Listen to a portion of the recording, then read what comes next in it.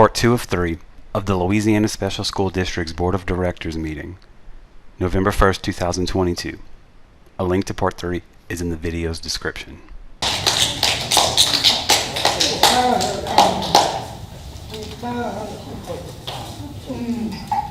right, Mr. Gore.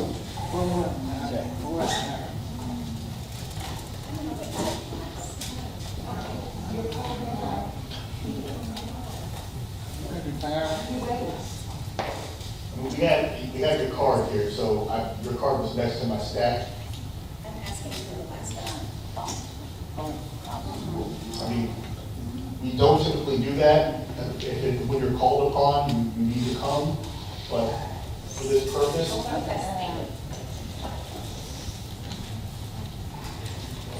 I did let Dr. Wade come up. I know she wanted to speak and had to go, but we need to just go around and order the cards.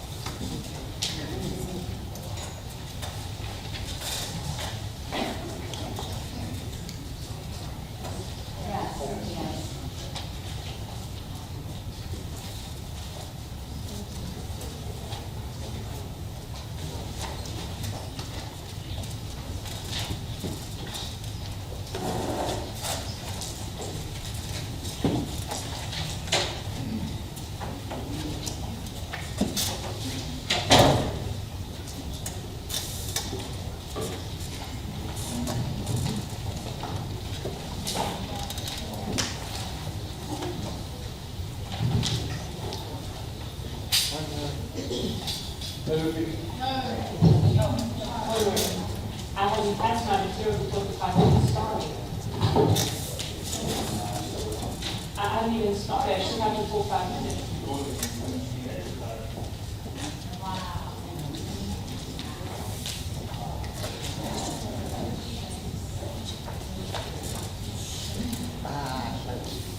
Excuse me, sorry.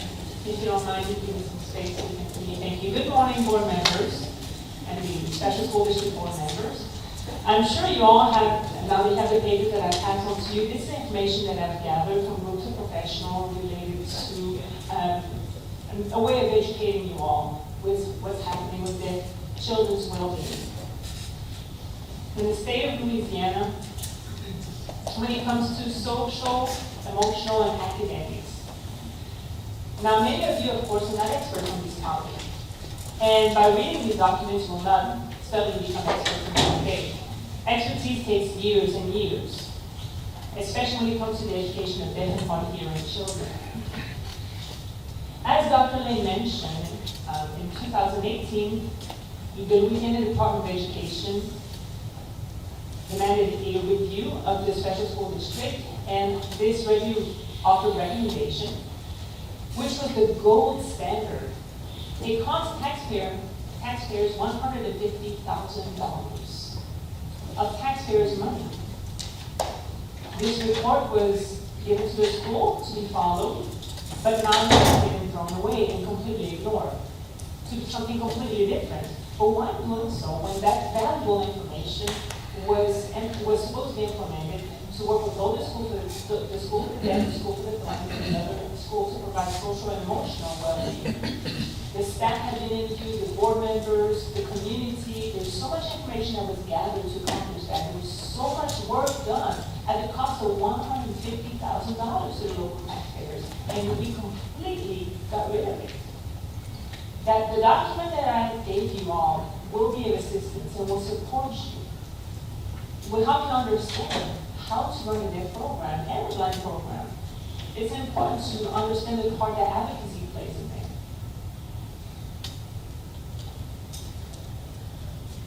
We often hear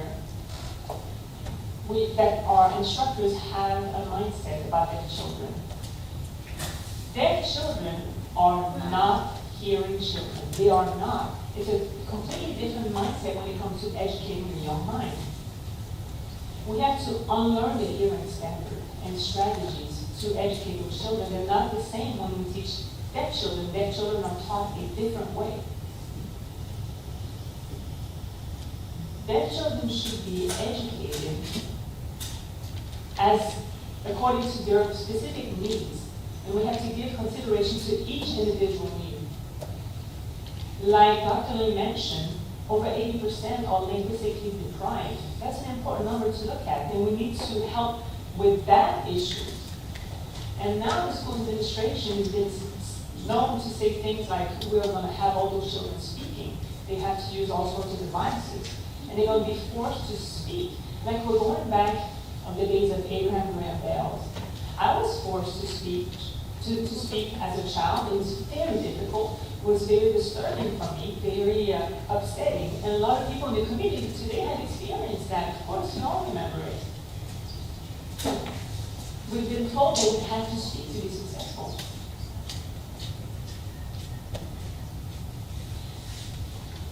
LSE has a bilingual student and environment that can continue, that can persist through the years. We need a language-rich environment. What that means is that incidental learning can happen. If children walk in a hallway and people are speaking English around them, they can't incidentally learn information the way that they would if people were signing among them. When adults are speaking, children are not exposed to that additional information.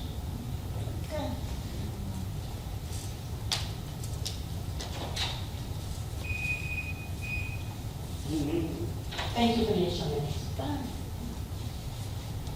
If the administration continue hiring administrator and staff who are incompetent, and I emphasize the word incompetent, who are unfamiliar with deaf children, that would be damaging to the school program. And it will be a disgrace. It's not something that should happen.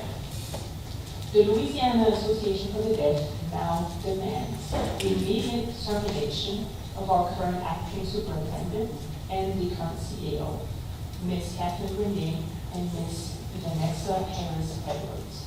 At this moment, it should be terminated at once. Thank you for your time.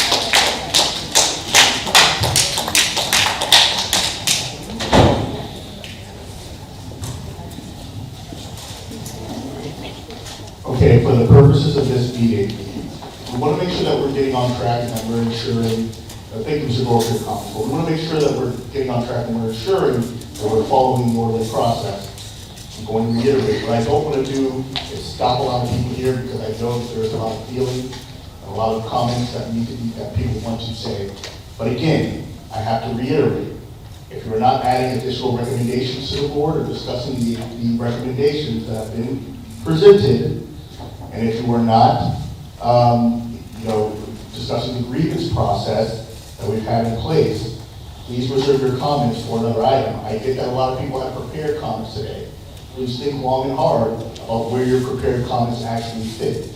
Because again, to make sure that we are having an orderly meeting, that we're getting this board on track, and following our public comment policy, we need to ensure that public comments are germane to the particular item that they are under.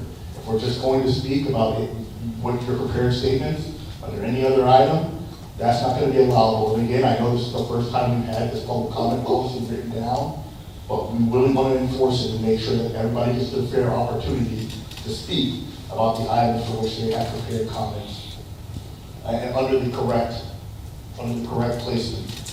So please remember, this item that we're talking about right now is agreements and whether or not the board is going to accept the recommendations of the grievance committee. You can also include whether or not you have any additional suggestions for the grievance committee to do within their power. And if you want to see what the powers of the board are, we can discuss. You can look at the bylaws or the responsibilities of the board. Section 2, Article 2 of the bylaws. All right. I have next, one more thing, I apologize. Try to have your comment card into me or into someone over here before the start of the agenda item.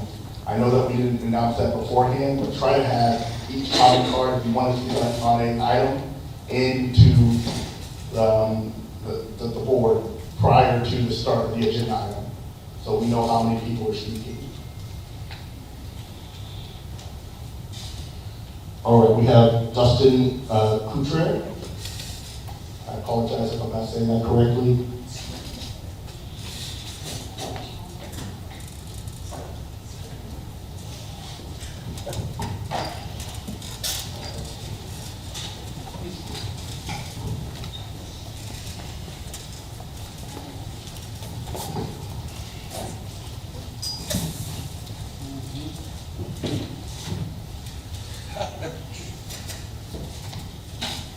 Good morning.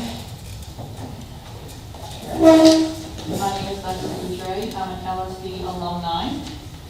I'm also the LSD Alumni Association president, and I am heartbroken about the situation happening. Oh. Would you mind standing here?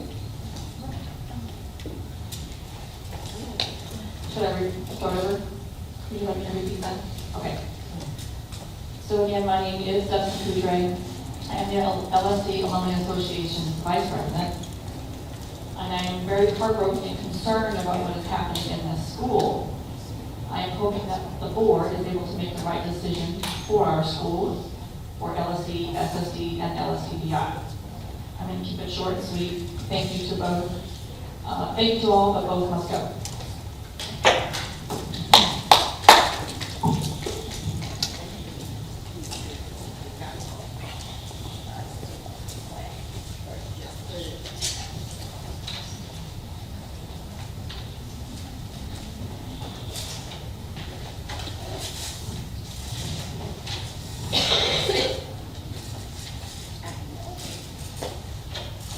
So it's come to my attention that people may have been told the wrong item number to come speak about. So that's fine. I understand that people are going to come give their comments regardless. What we want to do is just kind of get through the comments that we have in place right here. I understand the confusion, but again, try to make sure that your items are germane to this issue. To the extent they are not, we're going to go ahead and get through these comments, and you'll reserve them for the next item number if that is what was, where the confusion lied. All right, I have Jay-ish.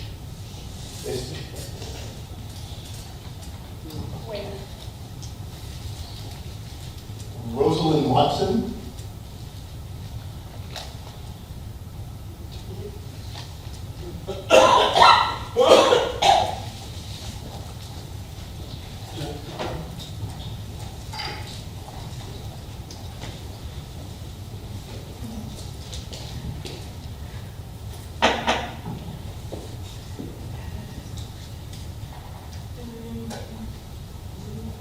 Hello, I am Rosalind Watson.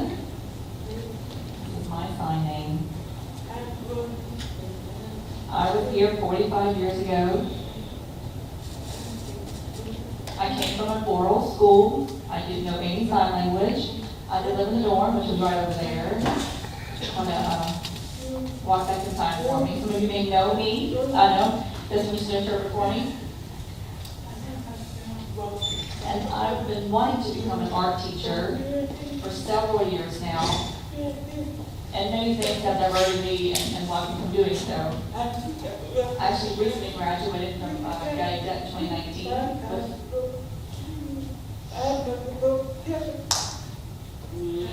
Magna cum laude.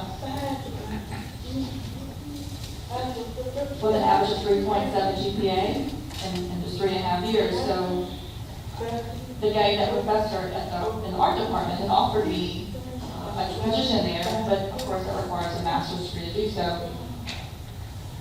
So I gave it some thought and said, oh, I'd love to teach here at LSE. And so I asked one of my previous professors, I was like, can I reach out to you to reach out to this Dr. Hunley for me? And she was thrilled, and I said, I want to become an art teacher. She said, I'm sorry, but that position is no longer available due to financial difficulties. I wanted to apply to work here. And Dustin Coutray, a few years ago, had put up a blog that Captain Ronnie wanted to teach, children to speak, and I was like, well, I can't do that, that's not something I can do. I was hoping that, and everyone would consider, with some financial ability to open up the art department again. No matter if there's just 2 children who want to take that class, it would mean a lot. So I hope you will just support me. You might hear from me again, so thank you.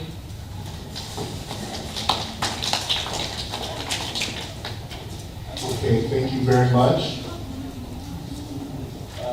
So we have 3 more cards here for this item. I just want to make sure that Ms. Jerry Pilt, Ms. Palazola, and Ms. Harris, Karen Harris, you have items about where you intend to speak on the grievance? I'll move mine to the card. I think just give my credit, I did turn it in a little late. I believe Nigel had submitted a card for 3, for item number 3.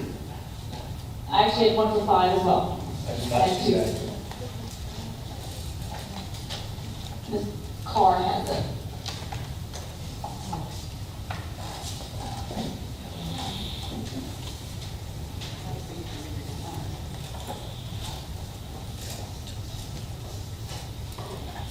Yeah, you just got the card in for 5, for Nigel. So just to confirm, everybody would like to speak on this item, or is it item number 6? Item number 6 for Jerry Hill.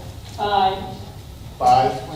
5, okay, great. Let's start out, Ms. Pilt?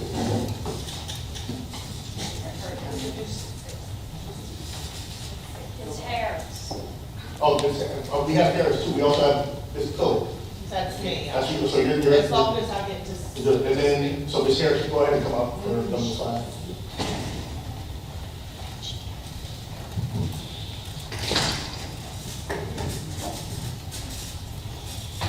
Good morning, everyone. I'm Karen Harris. Oh, I need that. No, I don't like this thing. I'm here, we're discussing the grievances. At what point would there be an option for this board to have a grievance committee from the parents? Would that be something you need to add to all of the recommendations that you have given us today? I can make the recommendation? Oh, okay. I recommend that the school board be required to have a grievance committee addressing issues of the parents and the students.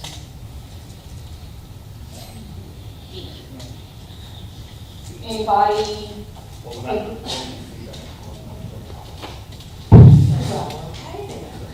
I second that motion. You second the I second that motion. Because I didn't think we had a board today. I'm sorry, I want to make sure that we're commenting when the person is commenting at the time. Okay, we're new.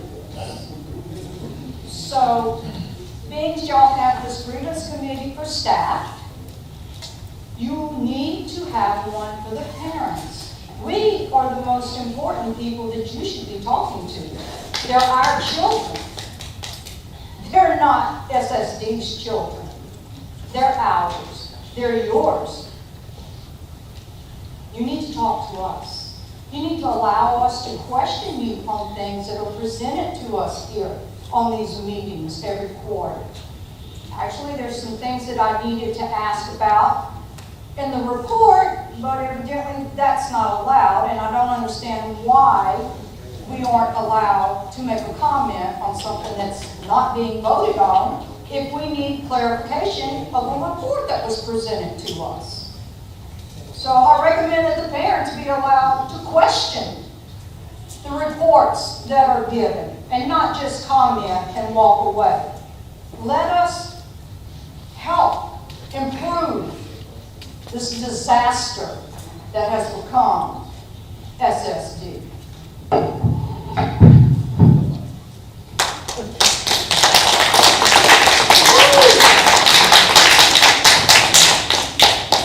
Just to address that last point, parents do have the right and the ability to make comments and send emails asking clarifying questions. Here at the board meeting, there is no process for comments on non-voting items. That is the way the law reads. I have a question. We can debate questions later on. You can come directly to me if you have to recess to ask a question. All right. We have Nigel, you're next.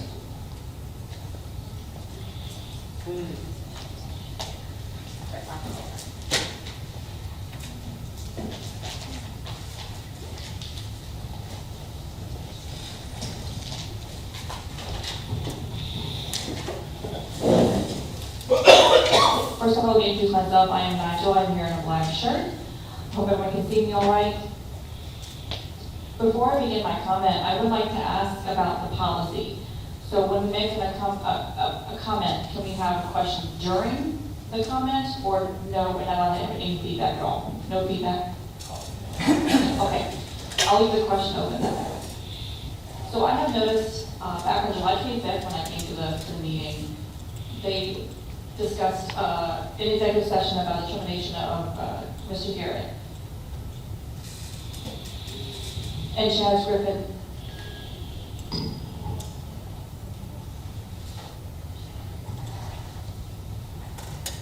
During that meeting, it was an executive session that was led by Mr. Chaz Griffin. When everyone came back in, there was a motion and a vote to terminate Dr. Garrett.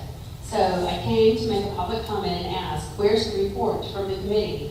There was no justification for that recommendation, and that committee just used Chaz Griffin to come and explain the rationale. After the meeting, then there was a statement released.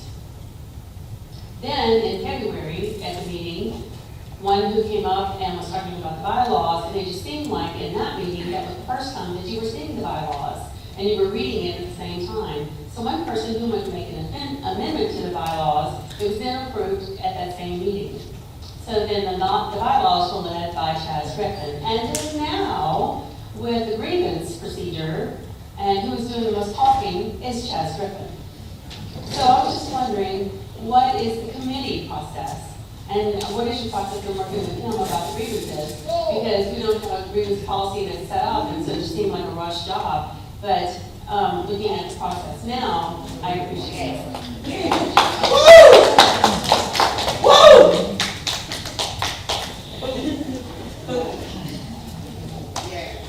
Typically, I would say no comments on individual performance. I don't really care. I'm bulletproof. You guys can make comments on me. It doesn't hurt my feelings. That said, typically during the grievance or during the public comment, what we do not do is make comments about one person's performance, regardless of whether that person's performance is up for review. I want to make sure that that's consistent across the board. If you have an issue with me or believe that something that I did was incorrect, Nigel, you can come and talk to me directly about that and address those concerns. I have never told you that you could not. And I have never told that to anybody else, right? I don't believe so. So that's the case. But we want to make sure that for the purpose of public comments, as I've been trying to reiterate to make sure we get this policy in there, we aren't making comments or defamatory comments, comments about any individual on the board or anybody that's auxiliary to the board, any person who's with SSD, directly related to those persons that are attacking those people just in the future. Okay. Last one I have is Ms. Palazzolo.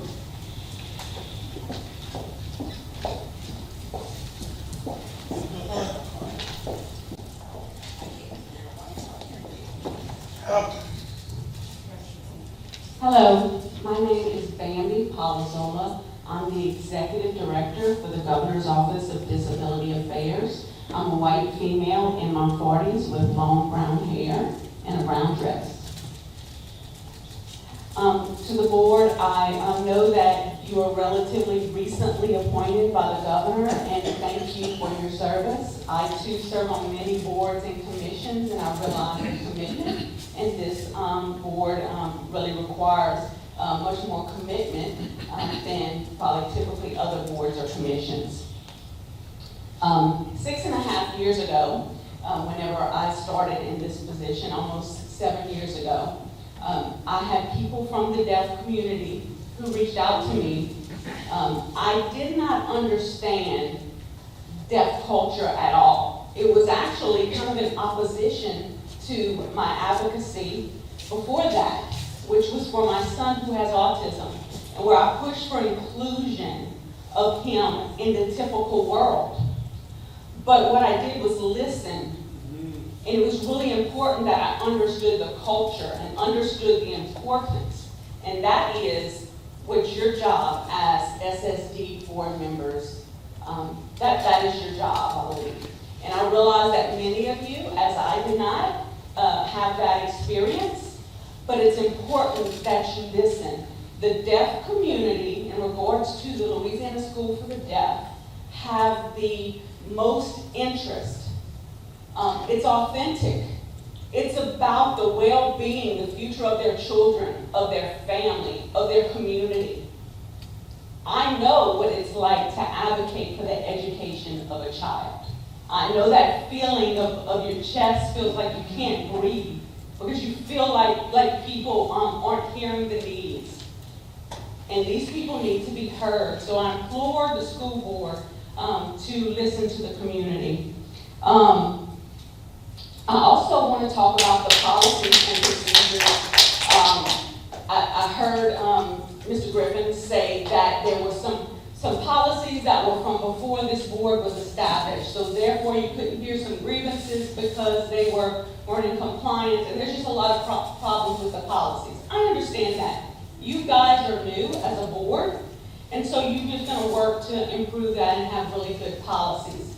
But in no way should that be a barrier to hearing the concerns of the community or to the educators who are educating our children, who are certified to teach these students. So while you can follow the letter of the law, the spirit of the law is to hear the community. Now,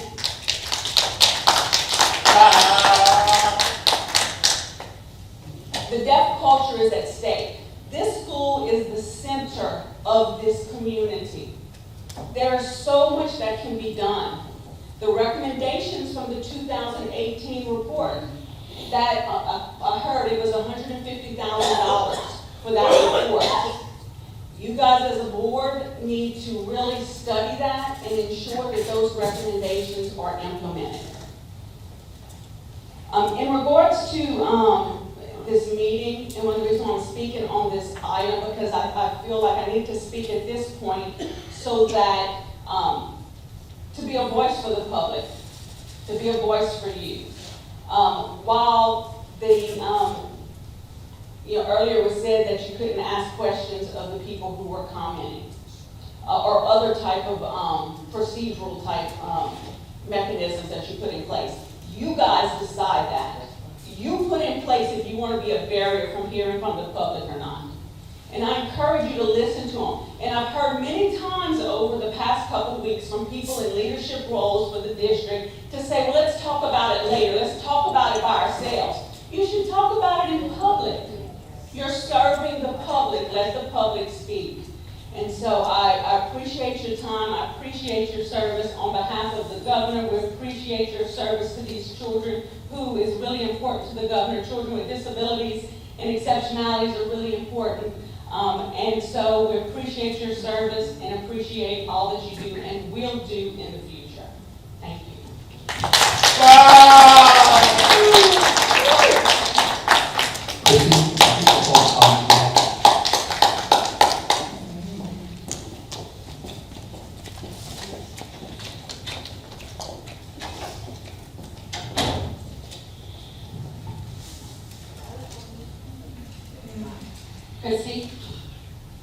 Chrissy, I move to take a 10-minute break. Can we do that, please? Second the motion. Any opposition to us taking a break? Is that motion approved? We can take a 10-minute break. The time is exactly 11:10, so we'll be back about 11:25, a little more than 2 minutes. We rejoin the meeting after the break. Okay, we're gonna flick the lights. Does anybody know where the lights are? And I will certainly flip them. Thank you very much.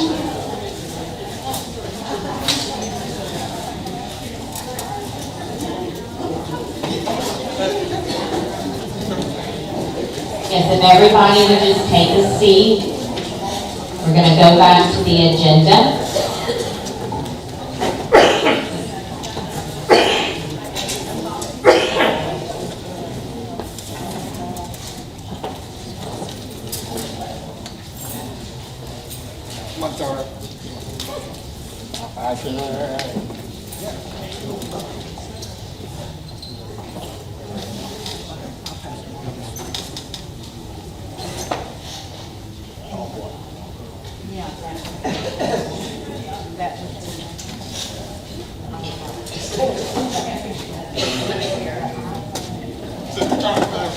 Okay. You're in the way.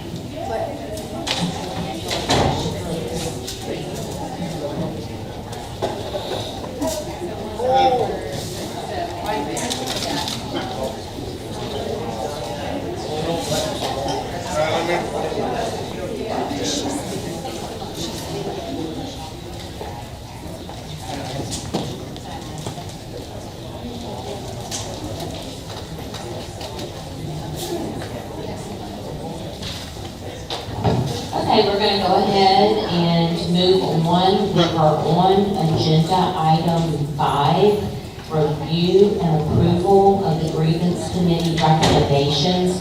Since it has been a lengthy time, I'm gonna ask that Chaz review those recommendations for the approval of the grievance committee, so that you can hear them again before we take a vote on them.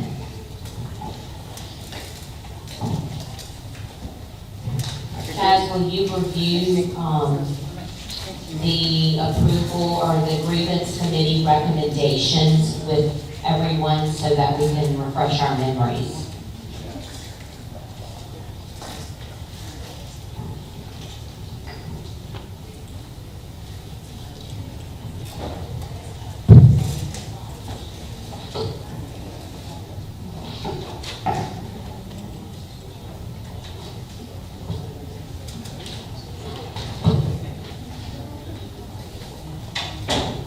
Okay, the 4 recommendations currently in front of the board are the board and SSD administrators undergoing annual, at least, deaf cultural competency training to further foster improvement in communications and relationships between LSD, SSD, and the board. Oh, yes. Sure. The board and SSD administrators should undergo annual, at the very least, deaf cultural competency training to foster improvement in communication and relationship between LSD, SSD, and the SSD board. SSD should appoint ADA coordinator to monitor and implement the district's compliance with the ADA, including developing appropriate policies and procedures, developing training for staff and administrators, ensuring accessibility and accommodations, and reviewing complaints and assisting district council in conducting investigations. 3, the board should review the job performance of Catherine Grenier at the November 1st, 2022 board meeting that's here today. Ms. Grenier should be provided the opportunity to discuss her actions related to these grievances directly with the board. 4, SSD should revise the current grievance policy to provide clear opportunities for board review in instances as such as the present matter, or alternatively, provide for a clear, defined superintendent's designee to hear the grievances. Additionally, the board should draft hearing procedures for the grievances should those grievances need to be heard by the board. We've also heard some input from parents and community members, so that should also be considered by the board when making the determination. I think we need to have discussion. Do we call for discussion with the board? We should have a call for discussion with the board. Okay, let's discuss this, board members. Edward Bell here. I've got a comment, a question, and a potential amendment to the recommendations. Comment simply being that my understanding of our role on this board is that we are to represent the SSD and its constituents, which includes parents. So as far as I'm aware and concerned, we are now open and interested in hearing of concerns, complaints, grievances from parents and from all constituents as it relates to the operation of the school. Keeping in mind that we are a policy setting board, so we don't micromanage the day-to-day activities of the school, but by no means, I hope that every parent in the room feels that they can reach out to this board with any concerns that they have. We're not keeping parents at arm's distance in any form or fashion. That's my comment. My question for item number 2 with the ADA coordinator, is that proposed to be somebody who's sitting as a member of the board, or are we proposing that be a person who's hired from the outside to serve as a professional ADA liaison? It would be a person that is hired from the outside, so not somebody that sits on the board. Okay, an outside group. Okay, great. And one potential amendment I'd like to add or offer to item number 1 is that the annual training on sensitivity around deafness also include understanding of blindness and blind culture, as well as other areas of the special school district, the other youth with special needs. I think we need to be more aware of their needs as well across all the youth. Not only the deaf is very important, but also all the other kids, and understanding those cultures is very important as well. So my amendment would simply be to have annual training on the area of deaf culture, as well as understanding of blindness and blind culture and other youth within the special school district. We can amend that and add that. I second that, as Sherry Crosby. Is there any more, Ronnie? A couple things. With regard to Dr. Bell's comment and item number 1, currently the way I understand it is the training would be required at least annually. I would also like to ask the board to consider for the training to start as soon as possible. With regard to the item number 2, the ADA coordinator position, I'm just curious if that's a position that's ever been at this site before. It's certainly something appropriate to me and something I would support. Just curious if that position has ever been to site before. Does anybody know if the special school district or programs have ever had an ADA coordinator before? Okay, so with our recommendation, are we recommending that it be something separate? I think they're wanting us to clarify.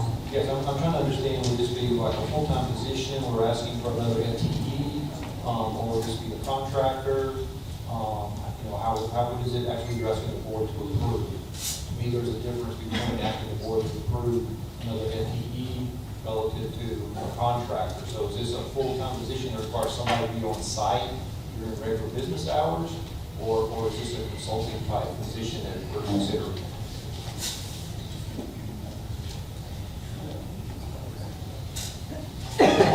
So it's a position that is already here, but it would be, what we would need to do is review ADA 504 compliance and make sure most HR coordinators, at least at my facility, handle all of that.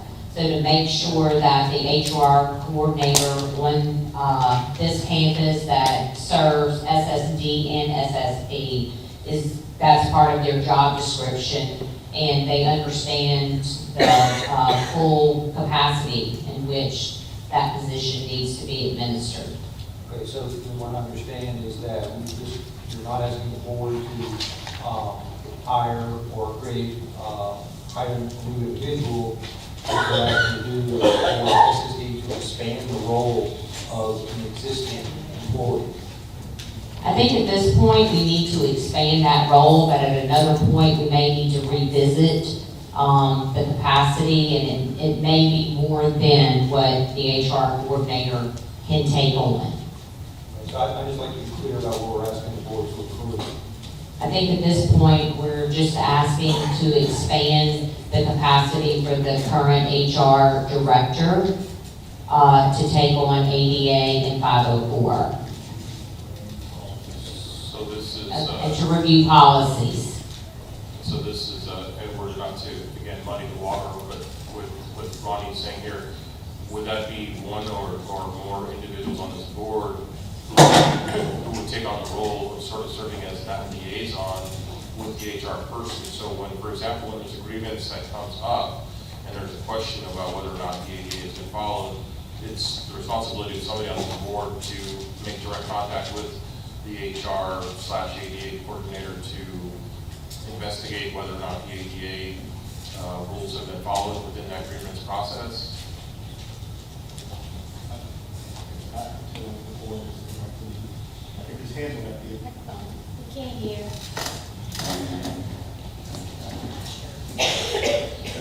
Hi, Edward, it's Chaz. I'm not sure, so if it's not something that the board is directly implicated in, like if it's handled at the lower level, at the administrative level, then the board would not need to be notified necessarily. So if a person went and asked for an accommodation, they were granted that accommodation after the review, I'm not sure that the board would need to be involved in that. If there was a dispute in an investigation, it went through their grievance process, and we created some sort of process in place for the board to review that, then obviously the board would be involved there. Really what we need to make sure though, from the board's point of view, is that the policies and procedures that are currently in place are agreeable, as you all are the policy settings for the district. So that's having this person in place, ensuring that what they're doing is appropriate right now, maybe expanding their scope to include, additional investigative capacity and grievance capacity, and then setting up where the board actually does fit in there, if it does at all. Okay, so back to Ronnie's question then, does this mean we're looking at hiring a short-term, part-time consultant to review the SSD ADA policies to make sure that those policies are adequate? Is that what we're saying? That would be something the board would have to discuss. I mean, I don't think that's the recommendation. The recommendation is that we review the policies, that the board review the policies. How the board reviews those policies, I think, is going to be up to it's just a procedural matter. I mean, if the board needs to hire a person to come and do that, then we'll have to have that discussion. If it's something that can be done internally by the board, to make that discussion, or we can just add that in right now, the recommendation, and get that all the way now. That's something that you guys want to discuss. So I guess, well, maybe Ronnie and I are going off in the weeds here. Maybe we don't need to go into that level of detail, but I guess that's the question is it a matter of us forming a small subcommittee within the board to look at those policies, or does it require us hiring some outside consultant?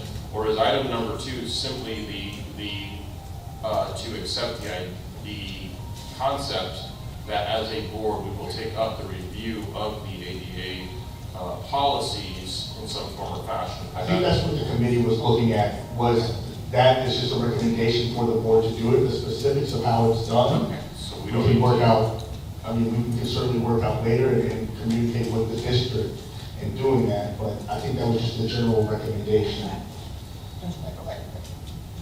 So, from what I've heard so far this morning, this is the biggest concern that's been raised at the meeting today. So I consider it to be a very high priority, something that we should address with appropriate urgency. And so if what I understand is correct, that the current policy is out of date or it's not well understood, then I would support hiring a subject matter expert contractor to provide an independent whole-life review and report back to the board on what's the current status and what recommendations they would have for policy modifications. Yes, I had a comment on number 4 as well.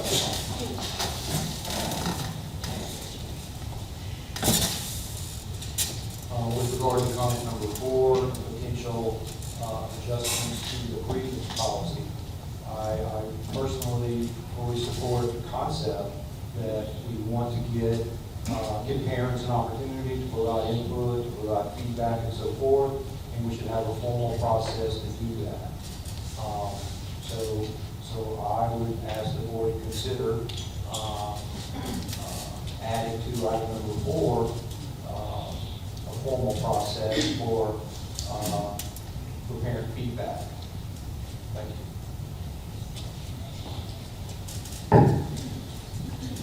Is there any other discussion?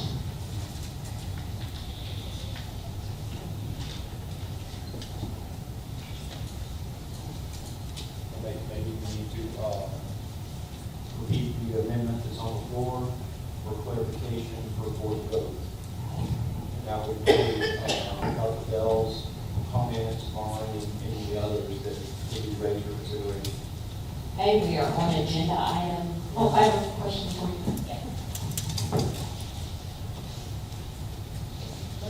So I'm a little confused, so there's 4 items up, and we've discussed each, or we're making an amendment for each right now. Are we changing recommendations, or just open for discussion? So the recommendations that we had, Chaz went over a couple of different times. For some of the recommendations, they have added to those recommendations. Ronnie being able to take parental concerns and then hiring an outside agency to review the current policies that are in hand. So that would be what the board would vote on, in addition to the items that Chaz listed. Ronnie? That's correct. And in addition to that, I also suggested that the training for item number 1 be implemented as soon as possible. Does the board need to be reviewed again about the recommendations that are on the floor to be voted on? Are we all clear?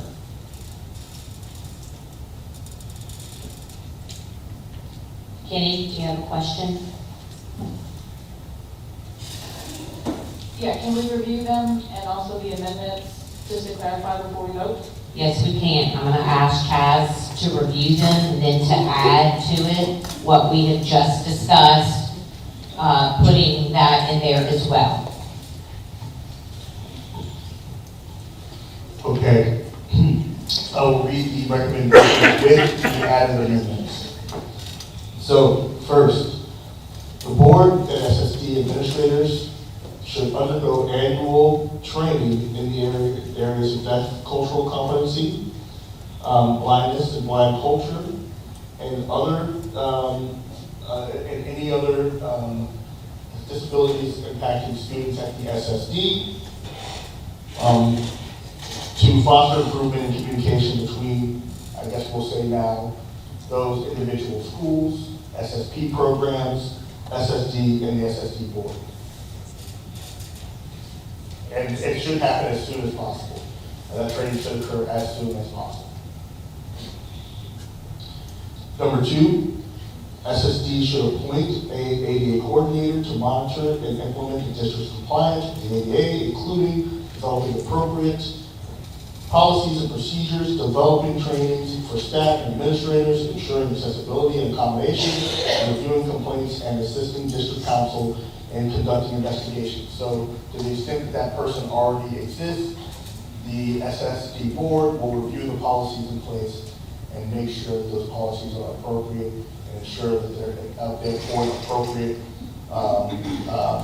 procedures for hearing grievances related to the ADA. Number 3. But on that one, we also had suggested, additional item, which would include hiring a contractor to provide us with a closeout.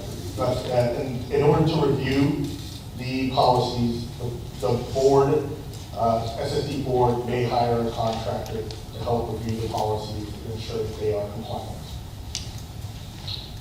Number 3, the board should review the job performance of Captain Grenier at the November 1st, 2022 board meeting. Ms. Grenier should be provided the opportunity to discuss her actions related to these grievances directly with the board. Number 4, the SSD should revise the current grievance policies to provide for clear opportunities for board review in instances such as the present matter. Alternatively, the board should provide,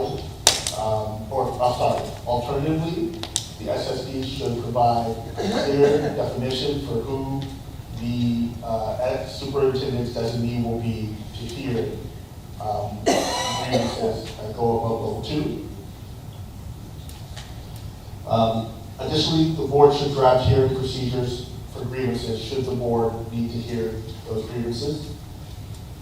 The board should also adopt a formal process for providing for hearing for relevant issues and complaints and providing feedback.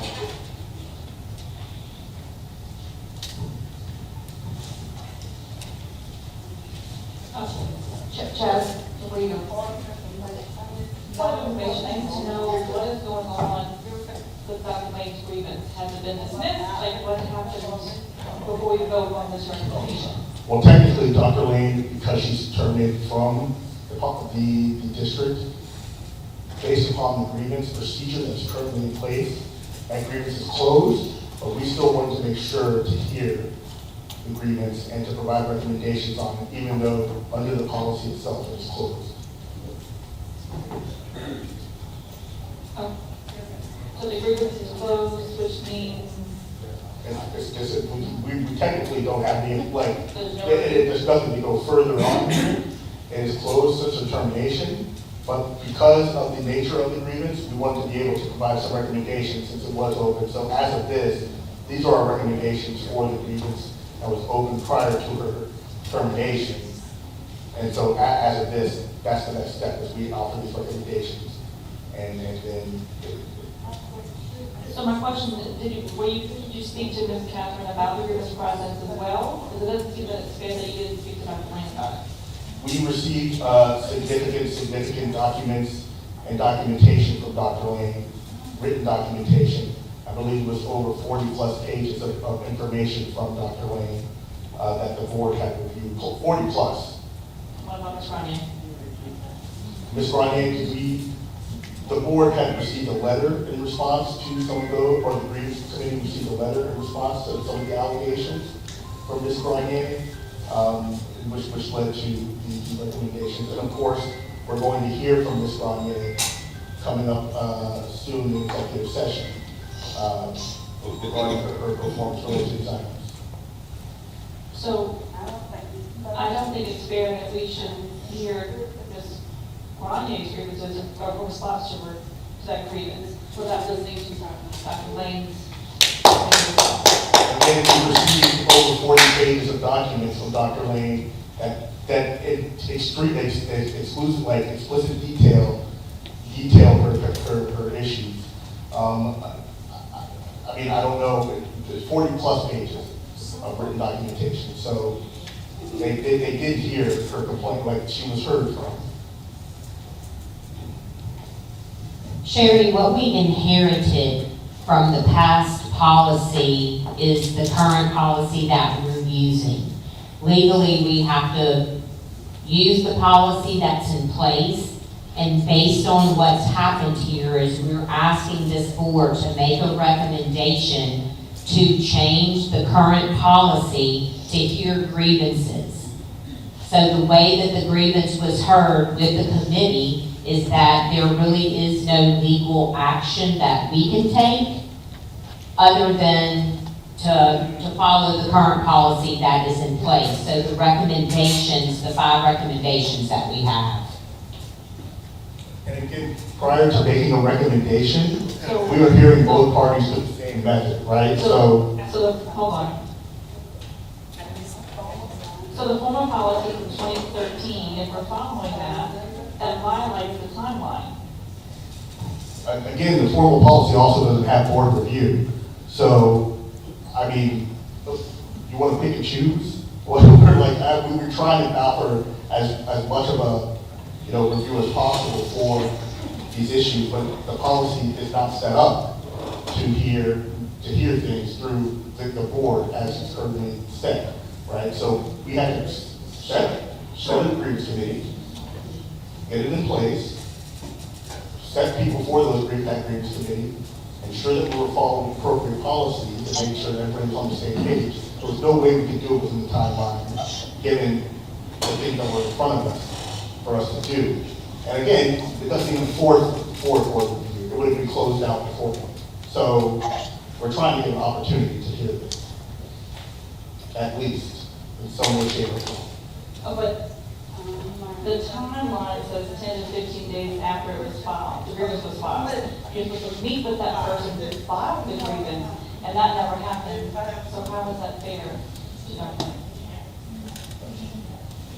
HR did meet with Dr. Wade, so she was met within that timeline. She made an appeal to the board, which again, was not afforded to her under the current policy. The board determined that it would do it as an opportunity to at least have somebody hear her appeal of the grievance, right? So we're attempting to do something, we had to set up a process to do that. Again, the thing under the policy that would have been done would be for it to be closed out before now. We offered an additional lane to hear it. That's not currently provided under the current policy. So this is something that is outside of the current So policy. you will hear her We've comment. already heard her grievance, and we've heard 40 different pages that she sent directly to us of the grievance that we heard prior to making a recommendation. I understand about the paperwork that was filed, but also you need to meet with her in person. There's nothing that requires that under the current grievance for the board to do that. You hear things on paper, and we heard from SSD, the administration on paper. We gave them both the equal opportunity to provide written statements, and that's how we heard both of them. We've already made recommendations based on those written statements. Okay, then we should not be hearing from Ms. Rodney. That's Her after grievance. Ms. Ronnie is still an employee, we're reviewing her performance during executive session, so that's why we were hearing from her. Okay. I have one more question. Ronnie? Just for clarification on item number 4, potential modifications to the current grievance policy. Who's going to conduct that work? That would be SSD administration, and they would submit it to us for review and adoption. Thank you. Okay, so we're going to go back to agenda item number 5, review and approval of the grievance committee recommendations. Do we need to vote on those? Yeah, we have stated what the recommendations are. Ronnie? There's a motion on the floor, I second the motion. Okay. Okay, we're going to take a roll call vote on that, as advised. Mary? I accept it. Yes. Thank you. Sherry? Nay. Edward? Michelle?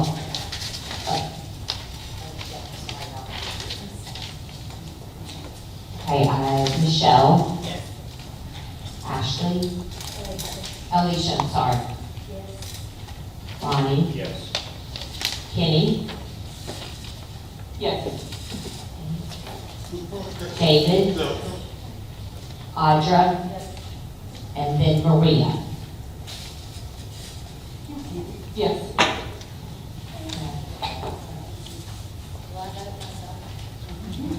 I vote yes.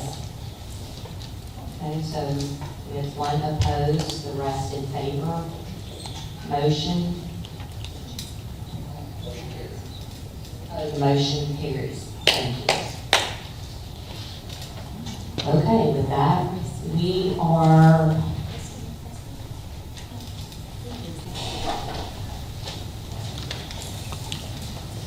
okay, at this time, we're going to move on to agenda item number 6, executive session for personnel matters.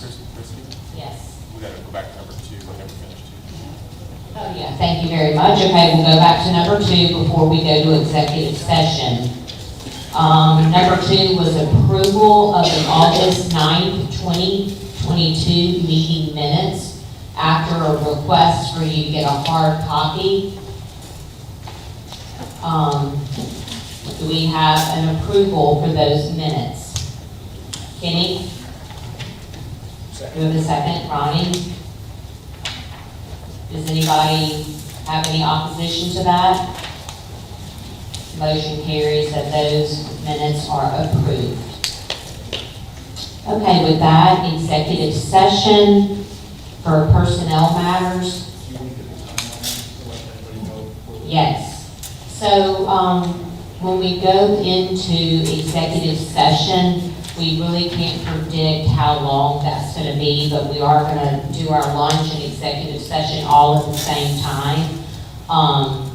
With that being said, just to provide some etiquette to all of the parents and employees and people who are here to support SSD and SSP, we will try to act as swiftly as possible because we know that your time is valuable.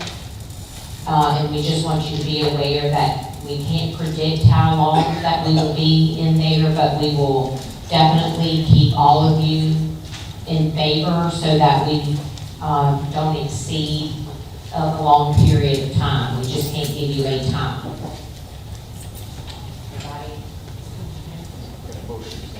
So we're going to motion to go into executive session at this time. I motion to go into the executive session, but I think there's also a legal script that needs to be read, advising the public about the rules of executive session. Okay. Chaz?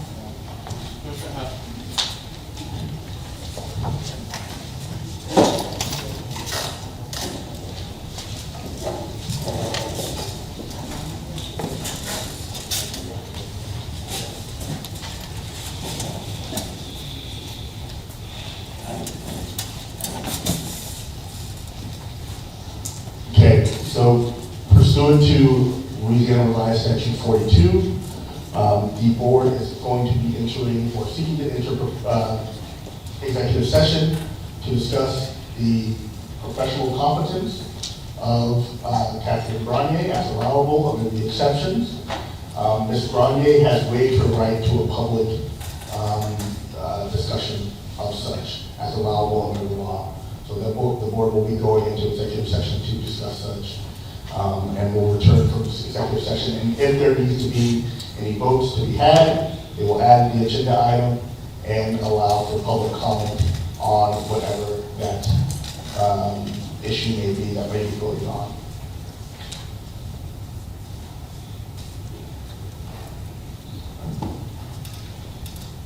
Okay, we have a motion to go into executive session. Who made that motion? Okay, Ronnie, who seconds? Okay. Any opposition? Do y'all want to take a board vote?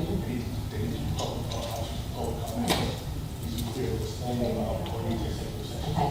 Any public comment about the board going into executive session? Okay, ma'am. Yes, ma'am? As y'all go into this executive session, this is another way of no one being able to express concerns or information. We as parents deserve to be able to give you our input because this matter concerns our children. This seems that the executive session is almost used as a way of cutting us out. And I really think y'all should think about not always going into executive session when it concerns our students and the staff and the school. You should have public meetings with us. We should hear. We have input. It concerns us. Thank you. Yes.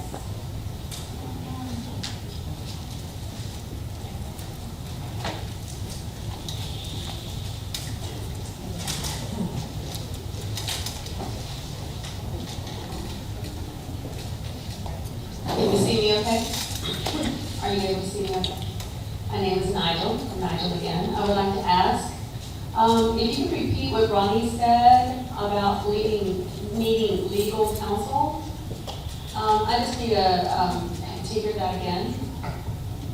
Sure, happy to follow up on that. Yeah, so the purpose of my comment was to help the public and also board members who may not be familiar with the legal process for going to executive session.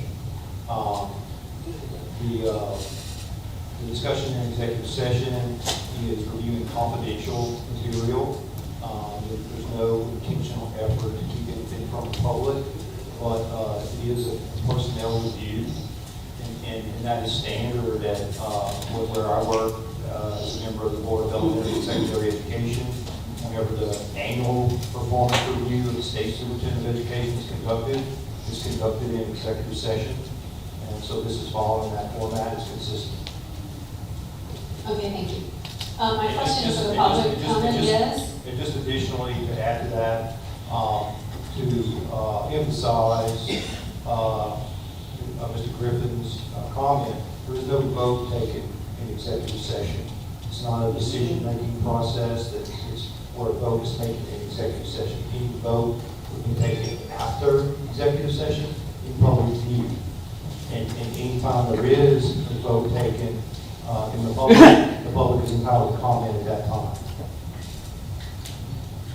Okay, so I'd like to make a comment. I understand that previously, at the previous meeting, when someone made a motion about the evaluation rubric, and it was going to be included for Catherine Grande. So what about the rubric? Can we look at that and see if it's going to be followed and what the points are that are provided for performance? When you come out of executive session and when you make a motion that maybe we need to have a personnel committee who can justify again the motion and the vote that is made instead of leaving the public in the dark, or make public comments. Yeah, so I chair the personnel committee, and I'm happy to address your comments offline. Great, thank you. Okay, and more over this way. If you can come to the front, please.